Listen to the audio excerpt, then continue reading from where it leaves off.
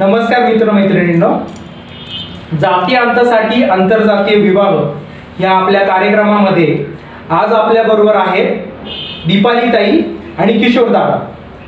त्यांचा आंतरजातीय विवाह झालेला आहे आणि ते आंतरजातीय विवाह करणाऱ्या जोडप्यांसाठी आपल्याला मार्गदर्शन करणार आहे। तर आपण त्यांची थोडक्यात ओळख करून घेऊया। दीपाली ताई, तुम्ही तुमची ओळख करून द्या। सगळ्यांना सविनय जय भीम। माझं नाव दीपाली चव्हाण। माझं शिक्षण झालेलं आहे BSc MSW। त्याच्यानंतर MSW झाल्यामुळे विविध NGOमध्ये मी काम केलेलं आहे आरोग्य या क्षेत्रामध्ये, आणि त्याचबरोबर मी एक धार्मिक सांस्कृतिक संघटना आहे बौद्ध संघर्ष समिती, त्याच्यामध्ये मी कार्यरत आहे। किशोर दादा, तुमची ओळख। सर्वांना सविनय जय भीम। मी किशोर पाटील। माझं शिक्षण MBA झालेलं आहे आणि मी एका कंपनीमध्ये प्रोजेक्ट कोऑर्डिनेटर म्हणून काम करतो आहे आणि सध्या बौद्ध संघर्ष समिती म्हणून एक धार्मिक सांस्कृतिक संघटना आहे, या संघटनेमध्ये महाराष्ट्र राज्य संघटक म्हणून काम करतो। वा। तर दीपाली ताई, तुम्ही सांगा तुमची ओळख कुठे झाली, तुम्ही कुठे एकमेकांना भेटला, त्याच्याबद्दल थोडंसं आम्हाला सांगा। ॲक्च्युली हँडमेड पेपर म्हणून एक कागदाचा प्रकार असतो की जे एक सुंदर चित्र काढण्यासाठी वगैरे वापरला जातो। तर माझ्या काकांचं थोडं स्क्रॅपचं वगैरे होतं कागदांचं, तर मग माझा भाऊ म्हटला की तू कर हे, याच्यामध्ये तुला चांगला स्कोप असेल, म्हणून मी तिकडे ॲडमिशन घेतलं। आणि किशोरच्या भावाची इच्छा होती की शेती करता करता त्याला ग्रामोद्योग म्हणून ते करावं, आणि असं म्हणून आम्ही तिथे खादी ग्रामोद्योग शिवाजीनगरला जे आहे ॲग्रिकल्चरच्या मागे, तर तिथे आम्ही मित्र म्हणून भेटलो, वर्गमित्र। बर, वर्गमित्र म्हणून भेटला। मग पुढे त्या मैत्रीचं प्रेमात रूपांतर कसं झालं, तुम्ही लग्नाचा निर्णय कधी घेतला, त्याबद्दल थोडंसं सांगा।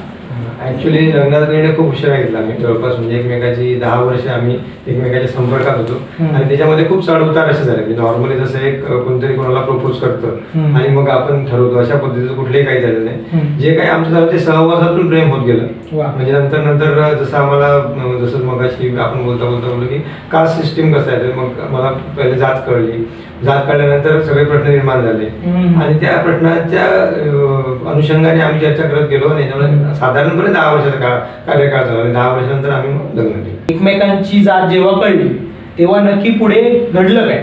जेव्हा यांचं आडनाव होतं चव्हाण म्हणून, आमच्या ऍक्च्युली हँडमेड पेपरचं थोडंसं पार्श्वभूमी सांगतो की तो इंडस्ट्रियल कोर्स असतो, त्यामुळे तिथे महिलांचं प्रमाण खूप कमी होतं, 2च मुली होत्या। आणि जेव्हा यांचं आडनाव चव्हाण म्हणून आम्हाला लक्षात आलं तेव्हा आमच्या गावाकडे चव्हाण हे जास्त करून बंजारा समाजामध्ये होतं, तर मी थोडासा माझ्या बॅक ऑफ द माइंड जोपर्यंत आमची प्रॉपर ओळख झाली नाही तोपर्यंत हिला बंजारा समजत होतो। पण नंतर जेव्हा हिने मला सांगितलं की नाही मी बौद्ध आहे आणि असं आहे, तेव्हा आमच्या लोकांचं लग्न करायचं किंवा एकमेकांच्या प्रेमात पडलं असं काही नव्हतं, आम्ही जस्ट फक्त फ्रेंड होतो, त्यामुळे तो विचार तेव्हा काही आला नाही। पण नंतर जसं अनुषंगाने काही गोष्टी घडत गेल्या पुढे आणि नंतर जेव्हा आम्ही ठरवलं लागलं की आपण लग्न केलं पाहिजे, तर तेव्हा मात्र आमच्या गावाकडे खूप असंख्य प्रश्न निर्माण झाले आणि एवढे हे झाले की खूप लोकांनी वेगवेगळे प्रश्न निर्माण केले आणि माझ्या वडिलांना खूप प्रेशर द्यायला सुरुवात केली की त्यांनी लग्न करू नये, लग्न केलं तर त्याच्यावर बहिष्कार पडत, जसं ज्ञानेश्वरांवर बहिष्कार टाकला, त्यांना म्हणजे जाती बाहेर ढकललं किंवा त्याला काय म्हणतो आपण बायकॉट करून टाकलं करून, तशा पद्धतीने तुमच्यावर वेळ येईल असं माझ्या वडिलांना खूप लोक प्रेशर देतो। मी गावापासून खूप दूर असल्यामुळे तेवढा डायरेक्ट माझ्यावर प्रभाव पडत नव्हता, पण माझ्या वडिलांना याचा खूप त्रास झाला सुरुवातीच्या काळात। ताई, तुमच्या घरी काही अनुभव होता तुमचा? म्हणजे मलाही जेव्हा कळलं की हा ब्राह्मण जातीचा आहे, तर एकंदर ब्राह्मणांविषयी जी काही आपल्या मनात इमेज असते, संकल्पना, चित्र की ब्राह्मण व्यक्ती कर्मठ असतात, म्हणजे माझी एक खूप चांगली मैत्रीण होती मेधा आपटे, पण तरी फार काही ब्राह्मण समाजाशी तसा संपर्क नव्हता, त्यामुळे थोडंसं असं वाटलं की ब्राह्मण का, म्हणजे असं थोडं 4 हात दुरूनच आपली मैत्री होईल असं। आणि जेव्हा हळूहळू मैत्री ती वाढत गेली आणि लग्नाचा निर्णय घेतला, तर माझ्या घरातून आणि आमच्या दोघांचे जेव्हा ओळख झाली तेव्हा आमच्या दोघांचाही लव्ह मॅरेजला फार विरोध होता। त्याचं कारण असं की लव्ह मॅरेजमध्ये आई वडील खूप दुखावले जातात आणि त्याच्यामुळे मग नाही करायला पाहिजे लव्ह मॅरेज, अशा विचारांचे आम्ही दोघंही होतो।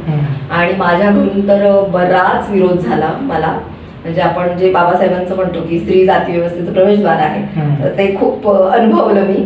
म्हणजे आईला ते कन्व्हिन्स करणं खूप अवघड गेलं, पण मी बौद्ध संघर्ष समितीमध्ये होते आणि अजून एक प्राजित सोमदत्त गट म्हणून आहे, मानसिक आरोग्यावर काम करतो, तर तिथेही काही लोकांनी, हितचिंतक लोकांनी मला सपोर्ट केलं आणि बौद्ध संघर्ष समिती किंवा आंबेडकरी चळवळीच्या सहकाऱ्यांबरोबर जे काही चर्चा होत होती त्याच्यातून बाबासाहेबांनी जे हिंदू कोड दिलेला आहे, तर त्याच्यामुळे माझा हा अधिकार आहे की माझ्या जीवनाचा जोडीदार आहे तो मी निवडू शकते. म्हणजे भले त्याला माझ्या आई वडिलांचा विरोध असेल आणि मग मग हे प्रश्न मनात निर्माण व्हायला लागले. तो तुमचा मूलभूत अधिकार आहे. पण मग पालक का एवढा विरोध करतात हा जो प्रश्न होता मनामध्ये. मग त्याचं जरा अभ्यासामध्ये सुद्धा मी शोधायला गेले.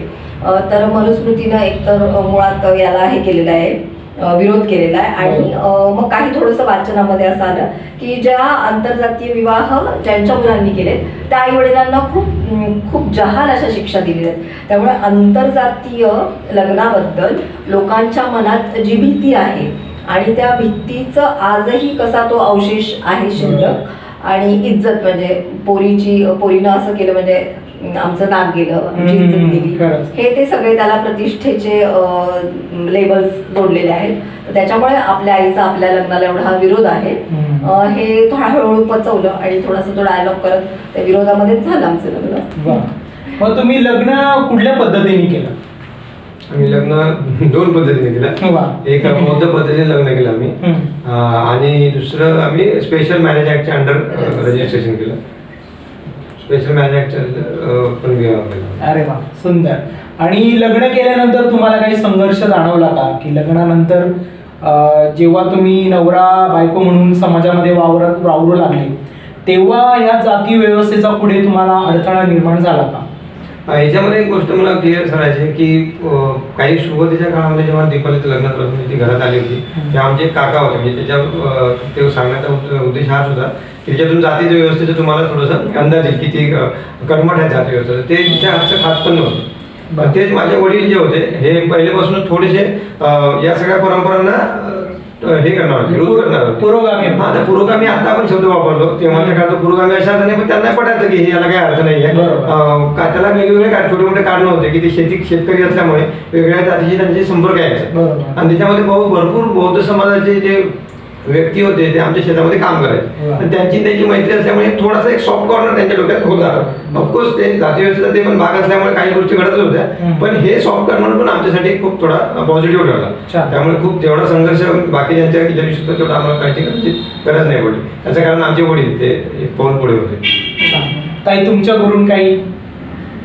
तसा म्हणजे लग्नाच्या आधी माझ्या भावाचा तो विरोध तेव्हाचा आजही आहे. आजही तो माझ्याशी बोलत नाहीये.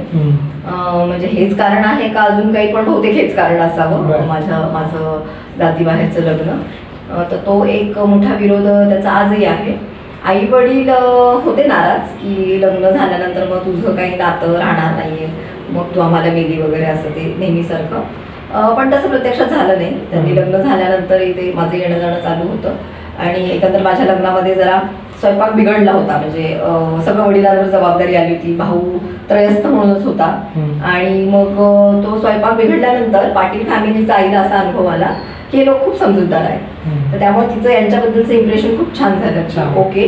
आणि त्यात आम्ही अजून एक क्रांतिकारी निर्णय घेतला होता की मंगळसूत्र घालणार नाही, लग्नामध्ये बांगड्या घालणार नाही. आणि मग ते माझ्या लग्नाच्या आधी ती जी मुलगी आली म्हणजे कासार जी मुलगी होती बांगड्या भरायला आली ती स्वतः शिकलेली इंजिनियर होती. आणि मी तिला सगळं पटवून दिलं की अगं हे कसं म्हणजे हे पेट्रियार्की पुरुष सत्ता आहे, गुलामीच्या बेड्या आहेत आणि मग हे नाही घालणार असं असं माझा निर्णय. ती म्हणली अरे वा छान, मग ती नाही मला ते घालणार नाही. आणि जे आमचे लहानपणापासूनचे विधी लावणारे काका होते नरोडे काका, तर त्यांना जेव्हा कळलं की मी लग्न करणार आहे आणि मंगळसूत्र नाही घालणार ते म्हणले मी काय मग असं लग्न लावणार नाही बिना मंगळसूत्राचं. आई लागली म्हणजे रडायला की ही करते काय पोरगी असं. पण जेव्हा लग्न झालं प्रत्यक्ष आणि लोकांनी जे अभिनंदन केलं आईचं की खूप चांगलं पाऊल उचललं हे स्त्री पुरुष समतेच्या दृष्टीनं, बरं झालं मंगळसूत्राशिवाय लग्न केलं, मग तिला तो थोडासा विश्वास यायला लागला की पोरगी काहीतरी करते ते बरोबर आहे. आता तुमचं लग्न झालं तर मी तुमच्या वैवाहिक जीवनाबद्दल काही प्रश्न विचारेल. म्हणजे तुमच्या वैवाहिक जीवनामध्ये स्त्री पुरुष समानतेची जी बीज आहेत ती तुम्ही कशी रोवली किंवा आता तुम्ही कशी बघता त्या गोष्टीकडे, किंवा एकंदरीतच आपल्याकडे पाहिलं जातं की लग्न व्यवस्था या सगळ्या गोष्टींवर एक पुरुषसत्तेचा पगडा आहे. बरोबर. तर त्या पगड्या संदर्भात किंवा त्या पुरुष सत्ते संदर्भात तुम्ही काही सांगू इच्छिता का? तुमच्या नात्यासंबंधी? याच्यात फक्त एक मुद्दा मी सांगतो की याच्यात दुसऱ्या एका बाजूला जसं आम्ही इंटरकास्ट मॅरेज केलं, त्या बाजूला आम्ही एका धार्मिक सांस्कृतिक संघटना जी आमच्या जीवनामध्ये खूप मोठा रोल प्ले केला की ती संघटनेचं आम्ही सगळं बघत होतो स्ट्रक्चर. जसं आमचे जगजाप सर म्हणून होते किंवा आमचा संतोष कराड मित्र असेल, त्यांचं घराचं जे आपण नेहमी म्हणतो की अनुकरणशील असतो समाज कार्यामध्ये, तर ते अनुकरण आम्ही करत होतो की हे कसे लोक समतावादी आहेत, यांच्या घरामध्ये किती, जसं यांनी आता सांगितलं की मंगळसूत्र न घेतला. तर या सगळ्या याच्यामध्ये आम्ही जेव्हा बघितलं तेव्हा आम्हाला लक्षात आलं की प्रत्येक व्यक्तीने एकमेकाला माणूस म्हणून जर ट्रीट केलं तर वेगळे प्रयत्न करायची काही गरज पडत नाही. मग ते आम्ही त्या संघटनेच्या याच्यात तो संस्कार पण होता, संघटनेचा सगळा ग्रुपच तसा होता. त्यामुळे वेगळे प्रयत्न करायची फारशी आम्हाला गरजच पडली नाही. प्रत्येकाच्या घरात जेव्हा आम्ही जायचो तेव्हा आम्हाला ते दिसायचं की हे कसे दोघंही नवरा बायको असतील, त्यांचं घर असेल, हे कसं समतावादी आहे किंवा समताधिष्ठित समाज निर्मितीसाठी कसे प्रयत्न करतात, तर आपण पण त्याचा एक भाग बनलो पाहिजे अशी भूमिका घेऊन आम्ही पण घरामध्ये ती म्हणजे ती प्रथा सुरू केली की म्हणजे त्याच्यामध्ये मग कसं स्त्री पुरुष समानता म्हणजे काय, तर नॉर्मली आपल्या इथं कसं बघितलं जाते की फक्त स्वयंपाकाच्या बाबतीत नेहमी बघितलं जातं की मी हिने जर स्वयंपाकला तुम्ही भांडे घातले पाहिजे, त्याच्या पलीकडे कोणी जात नाही. ऍक्च्युली इक्वॅलिटी म्हणजे एवढी इतकी छोटी गोष्ट नाहीये, ती दोघांना एकमेकाप्रती आपण एक चांगले मित्र बनलो पाहिजे. आणि एक भिक्खू ते आम्हाला तर त्यांनी खूप महत्वाचा मुद्दा सांगितला, ते म्हणजे की तुम्ही एकमेकाची फक्त मैत्री करा, मग तुम्हाला वेगळे प्रयत्न करायची काही गरज नाही. आणि तेच आम्ही एकमेकाचे खूप चांगले मित्र झालो. त्यामुळे आम्हाला कष्ट कमी झाले, म्हणजे समान तसा पण इतक्या वर्षाचा जो संस्कार तो थोडाफार येतोच. आणि किती जरी नाही म्हटलं तरी पण पुरुष सत्ता आणि जी पितृ सत्ता असते किंवा पॅट्रियार्की आहे ती आपल्या याच्यामध्ये आलेलीच असते. इतकं त्याच्यावर सातत्यानं तुम्हाला चर्चा करावं लागते, प्रयोग करावं लागतं आणि मग बदल होते, अचानक बदल होत नाही. खरंच. ताई तुम्ही काय सांगा त्याबद्दल? म्हणजे कुठेतरी आपण त्याचे बळी पडतच असतो आपल्या अवतीभोवतीच्या वातावरणाचे. तर मला चळवळीत येण्यापूर्वी ते कळायचं नाही की मी या पुरुष सत्ता व्यवस्थेची कशी बळी पडते. म्हणजे माझ्या घरात आई सुद्धा समानता मानणारी होती आणि त्यामुळे थोडंसं, आणि ती थोडी व्यवहारी हुशार असल्यामुळे आणि वडील अगदी साधेमुळे तर थोडं तिचं घरात चालायचं. आणि मला असं वाटायचं की हे चुकीचं आहे ना, बाकीच्यांच्या घरामध्ये त्यांच्या वडिलांना खूप महत्व असतं, त्या पुरुषाला मान असतं आणि आपल्या घरात हे असं का आहे. तर माझा फार विरोध असायचा त्या समतेला. पण जेव्हा मी चळवळीत आले आणि ती वेगळी दृष्टी आली तर ते मला कळलं की हे जे आहे आपल्या घरातलं कल्चर ते बरोबर आहे. आणि किशोरच्या बाबतीत बोलायचं तर तसा तो स्वतः मुळात समता मानणार आहे, चळवळीमुळे तर अजूनच, पण तसा मुळातला पण. आणि थोडंसं म्हणजे त्याच्या आयुष्याची जी काय चढउतार झाली, म्हणजे आई जाणं, इतरांकडे राहणं, त्यामुळे तो सगळ्यांशी मिळून मिसळून घेण्याचा जो स्वभाव आहे त्याच्यामुळे पण ते अवघड गेलं नाही. आणि म्हणजे आमच्या लग्नामध्ये सुद्धा मी त्याच्यापेक्षा 4 वर्षांनी मोठी आहे, तर याचंही त्याला काही फार हे वाटलं नाही. मलाच ते खूप कसं तरी वाटायचं की काही प्रॉब्लेम येणार नाही ना, मी त्याच्यापेक्षा म्हातारी दिसले तर असे वगैरे प्रश्न माझ्या मनात यायचे. पण त्याला त्याचं काही नव्हतं. किंवा माझा एक निर्णय होता, अट्टाहास होता की मला मुलं होऊ द्यायचं नाही आणि अशाच व्यक्तीशी मी लग्न करणार. तर सुरुवातीला तर आम्ही मित्रच होतो, त्यामुळे तो म्हणायचं काही नाही तुझं, असं काही कोणी ऐकणार नाही तुझं. पण म्हणलं नाही, माझं आहे, ती अट आहे, आणि त्यानं ती स्वीकारली पण. तर तसं काही असं विषमता आमच्या आयुष्यात नाहीये, छान सहजीवन चांगलं चाललेलं आहे आनंदानं. सुंदर सुंदर. म्हणजे तुमचं नातं हे मुख्यतः मैत्रीवर टिकलेलं आहे, ही तुमच्या नात्यामधली खूप महत्वाची बाब आहे. बरोबर. आणि मला पुढे आता हा प्रश्न विचारूशी वाटतो की आपल्यावर जातीय संस्कार लहानपणापासून कळत न कळत होतच असतात, आणि ह्या जातीय संस्कारांमुळे आपण आपल्या वैवाहिक जीवनामध्ये हे जातीय संस्कार आपल्यावर कुठे ना कुठेतरी हावी होत असतात. तर ह्या जातीय संस्कारांचा कुठे तुमच्या मध्ये कुठे याची बाधा आली का, यावर थोडासा प्रकाश टाका. मी मगाशीच बोललो की मी एकदम खेड्यातून आलेलो आहे. माझं गाव अकोला जिल्ह्यात, आणि तुम्हाला सगळ्यांना माहिती असेल की विदर्भ तशा अर्थाने ऑर्थोडॉक्स अशा म्हणजे ऑर्थोडॉक्स म्हणू शकतो आपण, अशा पद्धतीची समाज रचना विदर्भामध्ये आहे. म्हणजे प्रत्येक जातीचे गड आहेत आणि ते गडाप्रमाणे प्रत्येक जण व्यवहार करत असतो.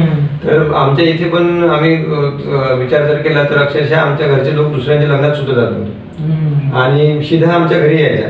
म्हणजे इतक्या ऑर्थोडॉक्स फॅमिलीमधून मी आलो होतो. फक्त त्याला मी मगाशी पण म्हणलो की वडिलांचं ते वेगळेपण असल्यामुळे थोडंसं मी विचार करायला लागलो, आणि जसं संघटनेमध्ये आलो तर मग वाचन करायला लागलो. मग त्याच्यामधलं सर्वात मस्त क्रांतिकारी जे म्हणजे बदल होण्याचं माझं पुस्तक म्हणजे ॲनिमेशन ऑफ कास्ट बाबासाहेबांनी. त्यांनी माझ्या जीवनामध्ये खूपच बदल केला, म्हणजे ऑल टुगेदर. आणि मला त्याच्यातून खूप जाणवलं की काहीतरी जबाबदारी आपण घेतली पाहिजे समाज म्हणून. तर त्या गोष्टीने मग खूप बदल होत गेले. त्यामुळे तो जातीचा जो काय आपण म्हणतो की जसं आम्ही नेहमी म्हणतो की जात दोन प्रकारे काम करते. एक जाणीवेच्या पातळीवर ही जाणीव असते आपल्याला की आपण उच्च जाती आहोत किंवा कुठल्या तरी जातीची आहोत. दुसरी नेणीवेची पातळी असते जे सबकॉन्शियस माइंड म्हणतो आपण. त्या सबकॉन्शियस माइंडवर जे जातीचं काम असतं ना ते खूप चॅलेंजिंग असतं. ते अचानक कधी पण तुमच्या एकदम बाहेर येतं. म्हणजे काही एखाद्या माणसाची चुकली तर आपण एकदम जातीवरून बोलून देतो की अरे हे तू बामणासारखाच वागतो. जसं एक छोटंसं उदाहरण तुम्हाला सांगतो की आमचा मित्र होता रवी बनसोडे म्हणून. त्याने अचानक मला एक दिवस घेऊन गेलो. डायरेक्ट मी चळवळीमध्ये एंट्री केली आमच्या संघ आणि तो इथं डायस स्पॉट म्हणून इथं आहे एका घरी जेवायला गेलो. मग तिथं रविवारचं म्हणजे आपलं तुम्हाला माझं डायरेक्ट मटण असतं. तोपर्यंत मी साधं मटण पण खाल्लं नव्हतं पण त्या दिवशी मी बीफ खाल्लं. तर त्यांनी मला ते हे केलं सांगितलं नंतर की अरे हे बीफ होतं. तर मला तेव्हा काय वाटलं कारण मी ऑलरेडी प्रयोगामध्ये सामील झाला असल्यामुळे तर असे एवढे छोटे छोटे प्रयोग आहे ना आम्हाला केल्यामुळे जे नेणीवरची पातळीवरची जात होती ते सुद्धा कमी होत गेली. छान. ताई मला तुम्हाला एक खास तुम्हाला एक प्रश्न विचारूशी वाटतो की एकंदरीतच दलित समाजामध्ये ब्राह्मण समाजाबद्दल एक द्वेष असतो आणि जेव्हा तुम्ही आंतरजातीय विवाह करता आणि त्यात जर आपला जे जातीय उतरंडीप्रमाणे एक आपला साथीदार ब्राह्मण असेल आणि एक दलित कुटुंबी असेल ही तर तशी जाती निर्मूलनाची आणि खूप याची म्हणजे वाखाणण्याजोगी गोष्ट आहे. पण एकंदरीत समाजामध्ये जो दलितांमध्ये ब्राह्मण द्वेष आहे त्याकडे तुम्ही कसं बघता किंवा त्याचा काही अनुभव तुमच्या जीवनात आला का? आता हा असण्याचं कारण एक तर बघितलं पाहिजे. दलित समाजाला किंवा परिगावाच्या ज्या जाती आहेत त्यांना असं का वाटतं कारण जाती व्यवस्थेचं जे मूळ आहे तर ते कुठेतरी ब्राह्मण लोक आहेत असं त्यांच्या डोक्यात आहे. संस्कार आहेत, ऐकलेलं असतं, अभ्यास नसतो, जास्त वाचन नसतं. त्यामुळे अर्थात ब्राह्मण हे समाजाचं नेतृत्व करणारे होते, ते कॅप्टन होते, त्यांची जबाबदारी होती की जे चुकीचं आहे ते योग्य करणं किंवा व्यवस्थित प्रवाहात समाजाला नेणं. त्यांनी ते केलं नाही तर त्यांनी जाती व्यवस्था बळकट करण्याचं काम केलं. म्हणजे जात कशी उगम झाली तो वेगळा विषय पण ब्राह्मण समाजाने त्याला सपोर्ट मात्र केला हे खरं आहे. तर त्यामुळे एक त्या ब्राह्मण समाजाविषयी राग असणं खूप साहजिक आहे की आमच्यावर जे काय अन्याय झालं तर ते या समूहामुळे हे एक कारण आहे. पण दुसरं की बाबासाहेबांनी त्यांच्या विचारातून व्यवहारातून असं सांगितलंय की माझा ब्राह्मण लोकांना हे नाहीये त्यांच्या ब्राह्मण्याला म्हणजे जो काही भेदभाव आहे म्हणजे मी सुद्धा परिघावरची असेल आणि मी दुसऱ्या कुठल्या माझ्या मैत्रिणी मित्राबरोबर भेदभाव करत असेल तर ते जो काही भेदभाव विषमता मी करते त्याला विरोध आहे. तर लोकांना ते ब्राह्मण्य आणि ब्राह्मण यातला फरक कळत नाही हे एक कारण. दुसरं त्यांनी जाती व्यवस्थेचे अगदी डायरेक्ट असे हे नसतील हे केले अनुभव घेतले पण तो कुठेतरी की तो समाज आपल्याला त्यांच्यामध्ये मिसळू देत नाही हे पण जाणवतं. हे एक कारण असावं आणि सांस्कृतिकरित्या पण ती बऱ्यापैकी दरी आहेच ना. म्हणजे ब्राह्मण समाज हा तसा बहुजनांमध्ये फारसा मिसळत नाही त्यामुळे पण मग त्या समाजाबद्दल लांब राहूनच काही डोक्यात असतात गणित कारण ती तुटण्यासाठी संपर्कात असला पाहिजे. संपर्काला मग कळतं अरे आपण जे इमॅजिन केलं म्हणजे 22 वर्षा ब्राह्मण समाजात पण ज्या काही आपल्या उतरंडीप्रमाणे जाती आहेत खालच्या त्यांच्याविषयी त्यांच्या मनात एक चुकीचे समज आहे. जेव्हा ते जवळ येतात तेव्हा ते कळतं तर आपलं सोशलायझेशन तसं नाहीये हे एक कारण आहे असं मला. सुंदर. तर ताई आता आपण उत्तरार्धाकडे येतोय तर मला तुम्हा दोघांना शेवटचा प्रश्न हा विचारायचा आहे की आता जे आपली मुलाखत बघत आहेत आणि जे आंतरजातीय विवाह करू इच्छितात किंवा आंतरजातीय विवाह करणाऱ्या चोंबरठेवर उभे आहेत अशा जोडप्यांसाठी किंवा अशा तरुणांसाठी तुम्ही काय संदेश द्याल याबद्दल तुमच्या दोघांची मते सांगा. मी तर सगळ्यांना जे आंतरजातीय विवाह करू इच्छितात किंवा करतायत आहे त्यांच्याबद्दल असं म्हणेल की त्यांचं अभिनंदन केलं पाहिजे आणि दुसरी महत्त्वाची एक संघर्ष सातत्यानं असणार आहे याची जाणीव ठेवूनच त्यांनी विवाह केला पाहिजे. संघर्ष बाबा आपण नेहमी म्हणतो की जिथे संघर्ष आहे तिथे बाबासाहेब आहे. जेव्हा जेव्हा तुम्हाला संघर्षाची गरज पडेल तेव्हा तुम्ही बाबासाहेबांकडे याल आणि तुमच्या आंतरजातीय विवाहासाठी हा खूप मोठा तुम्हाला सपोर्ट राहील. याचं कारण असं आहे की संघर्षाशिवाय काहीच करू शकत नाही आपण. म्हणजे आपण असं म्हणू की आंतरजातीय विवाह केला तर सगळं सोपं होईल असं होणार नाही. थोडे संघर्ष आहेत पण हे संघर्ष आपण जर आंतरजातीय विवाह हा फक्त आपल्या विवाहापुरतं बघितलं तर आपल्याला तो संघर्ष वाटतो पण जर तो आपण जाती व्यवस्था नष्ट करण्याचा एक भाग म्हणून जर बघितलं तर नक्कीच आपल्याला तो जास्त आपल्याला संघर्ष वाटणार नाही. उलट ते आपल्याला एक चॅलेंज वाटेल आणि आपला माणूस म्हणून तो विकास आहे असं मला वाटतं. आणि म्हणजे याला जोडूनच की जाती व्यवस्था मोडण्याचं हे एक साधन आहे आंतरजातीय विवाह करणं. पण मुलींच्या बाबतीत त्यांनी हे पाऊल उचलताना म्हणजे काय होतं, ते लग्न जर फसलं तर तो मुलामध्ये काय दोष होता ते बघितलं जात नाही. हा तो अमक्या जातीचं ना म्हणून हे फसलं. तर त्याच्यासाठी एकतर प्रेमामध्ये होतं काय, भावनेच्या भरात सगळे निर्णय घेतले जातात. तर एक तर एकमेकांना वेळ द्यायला पाहिजे, त्यांनी समजून घ्यायला पाहिजे एकमेकांच्या आवडीनिवडी किती मिळतात जुळतात हे एक. आणि आपण जरी म्हणलो की आंतरजातीय विवाह हे जात मोडण्याचं साधन आहे, तर त्याच्या पुढे जाऊन एक टप्पा की एक संस्कृती एक प्रतीक असणं खूप गरजेचं आहे. म्हणजे आमच्या लग्नाच्या वेळेस आमच्या दोघांचं 2 कल्चर असेल तर काय प्रॉब्लेम होईल असं मी माझ्या सहकाऱ्यांशी नेहमी बोलायचे. आणि ते म्हणायचे की ते तुलाच व्यवहारात जाणवतील की तुमच्या दोघांची 2 कल्चर असेल तर मग मुलांना कुठल्या पद्धतीनं वाढवणं किंवा मग तुझे सण माझे सण किंवा तुझ्या धर्माची वैचारिक धारणा आणि माझ्या असे ते क्लॅशेस उडतात. त्यामुळं ते एक विचार एक प्रतीक एक संस्कृती ही त्या सुखी जीवनासाठी गरजेची असते. आणि मग ऑब्व्हियसली जी रॅशनल आहे, जी विचारी, जी मानवहिताची आहे संस्कृती, त्या संस्कृतीनं दोघांनी चाललं पाहिजे.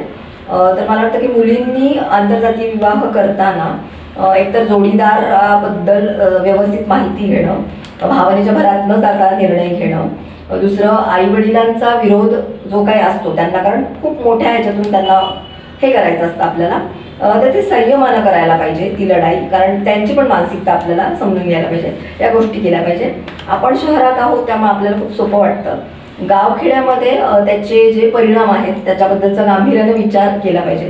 कारण आपल्या कानावर बातम्या येतात की कुणी आदिवासी समाजातल्या हे केलं, मग त्यांना जाळण्याच्या किंवा त्यांच्या कुटुंबियांवर जे काही हे होतं, तर तशी काही संरक्षक व्यवस्था आहे का आपल्याला, आपण एवढं मोठं पाऊल उचललं तर या सगळ्या गोष्टींचा विचार करून नक्कीच करायला पाहिजे आंतरजातीय विवाह. कारण तो एक छान अनुभव असतो आणि माणसानं माणसावर प्रेम करावं, ते आकर्षण आहे स्त्री पुरुषांबद्दल नैसर्गिक. जातीची आपण मानवनिर्मित बंधनं आहेत तर ती नक्कीच तोडावीत आणि हा छान अनुभव आयुष्यातला घ्यावा, पण सांभाळून. धन्यवाद ताई. दादा, तुम्ही या मुलाखतीतून प्रेम मैत्री या नात्यावर उभ्या असलेलं तुमच्या नात्याचा उलगडा करून दाखवला. आणि मला नक्कीच खात्री आहे की जे आपली मुलाखत बघणारे तरुण मंडळी आहेत त्यांना ह्या मुलाखतीतून नक्कीच प्रेरणा मिळेल आणि ते नक्कीच आंतरजातीय विवाहाकडे एक सकारात्मकतेचं पाऊल म्हणून बघतील अशी मी आशा देतो आणि इथेच थांबतो. धन्यवाद.